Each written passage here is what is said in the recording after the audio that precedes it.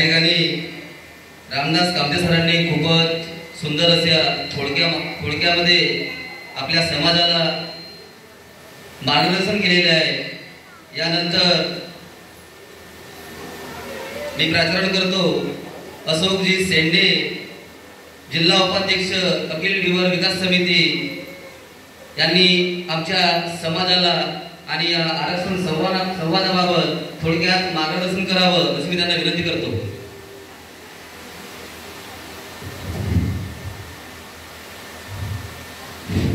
आज नियोजित अखिल दिवर विकास समिती मौजा मुद्रा येथे आरक्षण संवाद ची सभा आयोजित करण्यात आलेली आहे। महामानव डॉक्टर बाबासाहेब आंबेडकर तसेच स्वर्गीय ज्योतिरामजी बर्वे यांच्या प्रतिमेला नतमस्तक करून आजच्या कार्यक्रमाचे अध्यक्ष सन्माननीय प्राध्यापक जनार्दनजी नागपुरे सर तसेच आमचे सहकारी सन्माननीय मनोजी केवट सर, अध्यक्ष अखिल दिवर विकास समिती भंडारा गोंदिया, तसेच आजच्या कार्यक्रमाचे प्रमुख अतिथी सन्माननीय गोविंदजी मगरे, सचिव अखिल दिवर विकास समिती, तसेच आजच्या कार्यक्रमाचे प्रमुख अतिथी सन्माननीय विष्णुजी चाचेरे सर, जिल्हा समन्वयक अखिल दिवर विकास समिती, तसेच आपल्या सहकार सोसायटीचे अध्यक्ष दिगोरे सर, संपूर्ण मंच उपस्थित माझे मायबाप आणि नवनियुक्त जे समिती तयार केलेली आहे त्यांचे शंकरजी मेश्राम, त्यांची सहकारी आणि आता नुकतेच आम्ही 3 महिलांना म्हणजे समितीमध्ये घेतलो त्यांचे सुद्धा स्वागत आणि उपस्थित सर्व माझे मायबाप अभिनंदन, बालगोपालांना नमस्कार। मित्रो, आरक्षण संवाद, आरक्षण म्हणजे काय हा महत्त्वाचा विषय आहे। हा विषय समजून घेणं अत्यंत गरजेचं आहे। महर्षी राजर्षी छत्रपती शाहू महाराज यांनी या आरक्षणाच्या भूमिकेला समजून घेतलं। त्यांच्या राजवटीमध्ये एकदा ते सहज बाहेर फिरायला गेले असता घोड्याच्या जी दावण बांधलेली होती त्या दावणमध्ये काही घोडे हे दष्टपुष्ट होते, काही घोडे हे रोड होते। त्यांनी त्या घोड्याच्या कल्पनावरून हे घोडे दष्टपुष्ट का आहेत, हे काही घोडे हे अशक्त का आहेत, ह्या 2 कल्पना त्यांना समजल्या आणि 2 कल्पना त्यांना समजल्याच्या नंतर त्यांनी विचार केला की जे धष्टपुष्ट घोडे आहेत त्यांना खूप खायला मिळते आणि जे अशक्त घोडे आहेत त्यांना खायला मिळत नाही, त्याच्यामुळे ते अशक्त झालेले आहेत। आणि हा आरक्षणाचा विचार हा राजश्री छत्रपती शाहू महाराज यांच्या मनात आला आणि त्या घोड्याच्या कल्पनेवरून त्यांनी आपल्या राजवटीमध्ये प्रथम आरक्षणाची भूमिका निभावली। आरक्षण त्यांनी आपल्यामध्ये लागू केला। हा आरक्षणाचा फरक, हा आरक्षणाची जाणीव छत्रपती राजश्री शाहू महाराज यांच्या मनात आली आणि त्यांनी आरक्षण लागू केला। हा आरक्षणाचा अर्थ आहे। खरी सांगायचं म्हणजे आरक्षण आपल्याला, माझे सहकारी अध्यक्ष केवट सर त्यांच्या खूप डिटेल बोलतील, तत्पूर्वी आरक्षणाचे फायदे काय राहतील, आरक्षणाचे महत्त्व काय राहतील त्याच्याविषयी मी बोलत आहे। मित्रो, शांत झाला तर कार्यक्रम पुढे वाढेल। काय झालं तिकडे? शांत व्हा।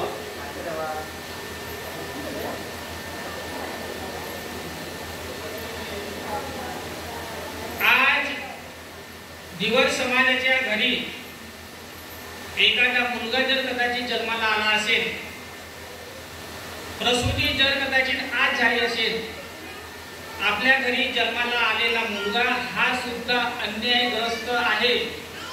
कसा?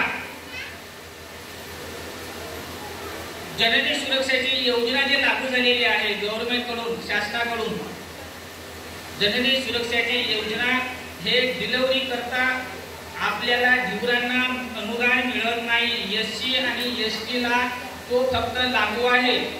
प्रसूतीचा जो खर्च आहे, जननी सुरक्षा योजनेविषयी बोलत आहे मी.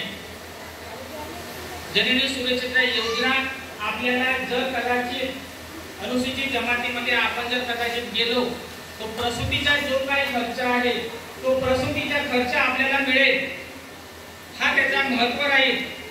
दुसरी गोष्ट, आपला मुलगा जर कदाचित शिकला, शिक्षणासाठी त्याला जर कदाचित डॉक्टर बाबासाहेब आंबेडकर हे परदेशात जाऊन शिकले, ते कशा शिकले? त्यांना शिष्यवृत्ती मिळाली. तसेच आपल्याला जर कदाचित आरक्षण मिळाला तर आपला मुलगा परदेशात जाऊन शिकेल, त्या मुलाला शिक्षणासाठी जो काही खर्च येईल तो खर्च हा शासन देईल. त्याच्या शिक्षणाचा पूर्ण खर्च शासन देईल. जर कदाचित आपण ज्यांच्यासाठी आज जमलेलो आहोत आणि ते आरक्षण आपल्याला मिळेलच, 100% मिळेल. शासनाबरोबर आमच्या धावपकडी 3 ते 4 वर्षापासून आहेत आणि 3 ते 4 वर्षाचा फीडबॅक आज आम्हाला चांगल्या प्रकारे मिळत आहे आणि त्याच्यासाठी आपल्याला आरक्षणाची अत्यंत आवश्यकता आहे. तिसरी गोष्ट, केंद्राच्या ज्या योजना आहेत, केंद्राच्या योजना आपल्याला लागू नाही. आपल्याला केंद्राच्या योजना लागू होतील, ज्या दिवशी आपल्याला केंद्राच्या योजना लागू होतील त्या दिवशी आपल्याला सुरक्षेचा कवच निर्माण होईल. ज्या दिवशी आपल्याला आरक्षण मिळेल त्या दिवशी आपल्याला सुरक्षेचा कवच मिळेल. तुमच्याकडे कोणी धुंकून पाहणार नाही, मानानं आणि स्वाभिमानानं तुमच्या बरोबर बोलेल. आरक्षणामुळे जर कदाचित आपल्याला आरक्षण मिळाला, अनुसूचित जातीचा आरक्षण आपल्याला मिळाला, आपल्याला आपल्या गावच्या, मला वाटत आहे आपल्या गावचे सरपंच आणि उपसरपंच सुद्धा समाजाचे बनलेले आहेत, परंतु आरक्षणामुळे आपल्याला सीट राखीव राहील. त्याच्यामध्ये सीटमध्ये आपण सरपंच बनू शकतो, पंचायत समिती सदस्य बनू शकतो, जिल्हा परिषद सदस्य बनू शकतो. वेळ प्रसंग ज्यांचे नशीब सिकंदर तो आमदार आणि खासदार सुद्धा बनू शकतो. हे आरक्षणाचे फायदे राहतील. मित्र, त्याच्यानंतर आझादीचा अमृत महोत्सव साजरा होऊन 75 वर्ष झालेली आहेत, पण आज सुद्धा आपल्याला एक घरकुलचे निधी आताच नुकतीच चालू केलेली जे आपल्याला काही आहे घरकुलच्या, त्याची निधी सुद्धा आपल्याला येत नाही. आपल्याला त्या निधीमुळे फक्त घोषणा झालेली आहे, निधी येत नाही. अशा प्रकारे आपल्या अडचणी निर्माण आहेत. हरिजन समाजाला ज्यापर्यंत आपल्याला योजना मिळतात, हरिजन समाजाला आज योजना मिळतात, त्यांच्या घरापर्यंत, त्यांच्या दरवाजापर्यंत ज्या काही योजना मिळतात आणि ते सांगायचे म्हणजे रस्ते वगैरे, रमाई योजनामध्ये रस्ते आहेत, घरकुल आहेत, ते सुद्धा आपल्याला लागू होतील. दुसरी महत्वाची गोष्ट म्हणजे माझ्या माया बहिणी जे आज बसलेले आहेत त्यांना सुरक्षेचे कवच राहतील. त्यांना कोणी अन्याय अत्याचार करणार नाही. आपल्या समाजामध्ये खूप अन्याय अत्याचार होतात, त्याच्या आपल्याला कोणी घुट्या म्हणणार नाही, आपल्याला कोणी पाण्यात पाट्या म्हणणार नाही, आपल्याला कोणी घुट्या म्हणणार नाही. अशा प्रकारे ह्या शिवीगाळ आपल्याला मिळणार नाही आरक्षणामुळे. याचे आपल्याला खूप म्हणजे एकत्र येणं आपली काळाची गरज आहे. माझ्या बहिणीवर अत्याचार होणार नाही. मला माहित आहे ब्रह्मपुरी तालुक्यातील आवळगाव या गावी 18 वर्षाच्या मुलीला ज्यावेळेस मारून घेतलं होतं धानाच्या गळपाच्या खाली, त्यावेळेस तिच्या अधिकारासाठी आम्ही झटलो. समाज आता नुकतेच 7-8 महिने झाले आहेत शिवरा तालुक्यातील घटना घडली. माझ्या बहिणीवर एक अतिप्रसंग केला. हे असे घटना होणार नाही. नांदेड आणि वर्ध्याला एका मुलीवर अन्याय अत्याचार झाला. हे असे प्रसंग आपल्या समाजाचे होणार नाही. मित्र, जो कोणी आपला मुलगा शिकत असेल त्याला नॉन क्रिमिनलची अट लागणार नाही. नॉन क्रिमिनल ही रद्द होईल. दुसरी महत्वाची म्हणजे ज्या काही स्पर्धा परीक्षा आहेत नीट आहे, JEE आहे, CET आहे, कॉम्पिटिटिव्ह सक्सेस आहे, त्याच्यामुळे आपल्याला तिथं आरक्षण नाही. आपल्याला फक्त आरक्षण आहे हा फक्त महाराष्ट्रापुरता स्वर्गीय जतीरामजी बर्वे यांची पुण्य आहे. त्यांनी 1974 ते आरक्षण आपल्याला मिळवून दिला. त्याकरिता आपण जर कदाचित आपल्या सोसायटीमध्ये, आपल्या समाजामध्ये प्रत्येकाच्या घरी स्वर्गीय जतीरामजी बर्वे यांची आपण एक फोटो लावला, खूप चांगलं होईल. कारण की त्यांनी आज आपल्याला आरक्षण मिळवून दिला ते जतीरामजी बर्वे फक्त आहेत. ते खासदार झाले, त्याच्यामुळे त्यांनी आपल्याला तो आरक्षण मिळवून दिला. दुसरी महत्त्वाची गोष्ट म्हणजे आपल्याला शेतकऱ्याची कास्ट लागणार नाही. हे 15 पॉईंट मी तुम्हाला सांगितलेले आहे आरक्षणाचे महत्त्व आणि फायदे. त्यासाठी मित्र, तुम्हाला तुमच्या मुलाला शिक्षण देणं हे अत्यंत काळाची गरज आहे. मुलगा कोणत्या वर्गात आहे, कोणत्या शाळेत शिकते, त्याचा शिक्षक कोण आहे, त्या मुलाला होमवर्क मिळाला का नाही, कमीत कमी त्या मुलाला आपण तुला काय होमवर्क मिळाला, तुझं काय आता आजचं शिक्षण आहे, त्याला होमवर्कची आपण कदाचित जाणीव करून दिले तर मुलगा तो खरोखर पाटी आणि पेन्सिल धरून शाळेने शिक्षणाची वळण ही लहानपणातच लागते. आणि त्या मुलाला जर कदाचित आपण शिक्षणाची वळण लहानपणापासून जर कदाचित लावलं नसतं, काही का असो, मी धन्यवाद मानतो त्या पोराचं, रांदेकरचे. माझ्या खूप जवळचा पोरगा आहे तो, काही का असो, तुमच्या गावचा पोरगा आहे. ज्यावेळेस तो पोरगा काम करत होता तेव्हापासून त्या पोराला मी ओळखतो. तो पोरगा 2 वर्ग शिकला, कामाला लागला, आज सन्मानाने जगत आहे पोरगा. मी त्याच विभागातला आहे, शिकला म्हणून शेणारे आज तो तुमच्या समोर कसा तरी सन्मानाने आहे. हे शिक्षणाचे महत्त्व आहे. त्याकरिता माझ्या आया बहिणींना, माझ्या भावंडांना विनंती आहे, मुलाला शिकवा. मुलांना आपण जोपर्यंत शिकवत नाही तोपर्यंत आपलं काही सुधार होणार नाही. आमचे जीवन हे सर्व ढुटी आणि पेरणीतच गेलं. त्यासाठी मुलाला तुम्ही चांगल्या प्रकारे शिकवा. चांदेकर त्या मुलाचं एक उदाहरण तुमच्या समोर आहे. दुसरी महत्त्वाची गोष्ट म्हणजे संघटन. स्वर्गीय जतीरामजी बर्वे यांनी आपल्याला जे मत्स्य सहकार सोसायटी निर्माण करून दिली ही त्यांची देण आहे. त्यांनी जर कदाचित आपल्याला मत्स्य सहकार सोसायटीचे संघटन जर कदाचित करून दिले नसतं तर आज आमची परिस्थिती ही कोणाकडे गेली असती याची काही गॅरंटी नाही. समाजामध्ये खरी सांगायचे म्हणजे धीवर समाजासारखा संघटन हा कोणत्याच समाजाचा नाही आहे. धीवर समाज जर कदाचित आपल्याला रात्री 12 वाजे असले, मी एक दिवशी दिगोरे साहेबांच्या घरी गेलो होतो, रात्रीला जवळजवळ 9 वाजता अचानक लग्नावर येत असताना दिगोरे साहेब आपले अध्यक्ष त्यांनी म्हटलं, शेंडे सर म्हणे मला म्हणे तलावावर जायचं आहे. तलावावर मच्छ्या चोरीला जातात.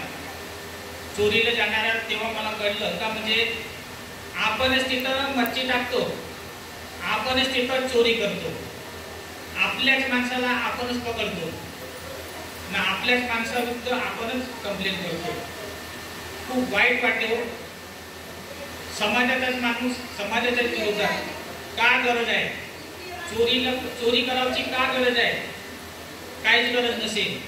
तुम्ही समाज हा तलावावर 10 ते 11 वाजे कितीतरी लोक 200, 250, 300 लोक जमा होतात.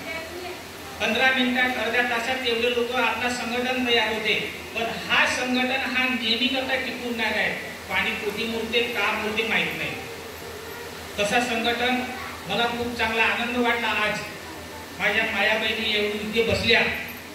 माझे मायबाप आहेतच, पण माझ्या माया बहिणी इथं माझ्या समोर येऊन बसल्या. 100 ते 200 माया बहिणी आहेत. खूप चांगला वाटला.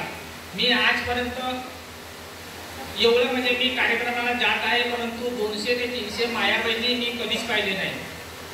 तुमच्या गावचं उदाहरण मला घ्यावं लागेल. तुमच्या गावचा डॉक्टर बाबासाहेब आंबेडकरांची फोटो आज समोर मांडल्या. हा उदाहरण मला घ्यावा लागेल. जे जाळं तुम्ही पसरवलेले आहे हे आपल्या जीवनाचे प्रतीक आहे.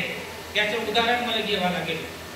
खरोखर मी मनातून सांगत आहे, हे जे तुम्ही जे केलं समाजाने, जे काही म्हणजे एकत्र फक्त आरक्षणाच्या विषयासाठी, सामाजिक फक्त विषयासाठी आमचं बोलणं आहे, बाकी दुसऱ्या विषयावर आम्ही काही बोलणार नाही. असंच तुम्ही एकत्र येत राहा. एकत्र राहा, गुन्ह्या गोविंदानं नागा आणि चांगले काम करत राहा.